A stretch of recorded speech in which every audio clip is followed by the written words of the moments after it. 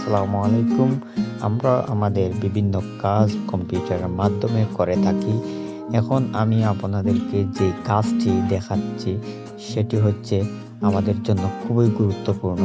যে কোনো কাজ আমরা শুরু করার জন্য অবশ্যই আমরা নাম্বারিং করতে হয়, বা যে কোনো বৃত্তভরাট করার জন্য যে কোনো একটি ফর্ম বা পরীক্ষার এক্সামের পেজের মতো যে কোনো একটি ফর্মে এরকম দেখবেন ABCD দেওয়া থাকে।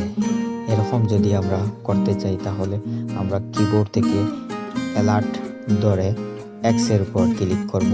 ঠিক যেইভাবে কম্পিউটার স্ক্রিনে দেখছেন অ্যালফাবেটগুলো বৃত্তাকার করে আসছে, ঠিক সেইভাবে আপনারও আসবে। এই যে এরকম নাম্বারগুলি তোলা হচ্ছে এরকম আপনি তুলবেন। তোলার পর আপনি কিবোর্ড থেকে অ্যালার্ট অপশন ধরে এক্সে ক্লিক দেবেন।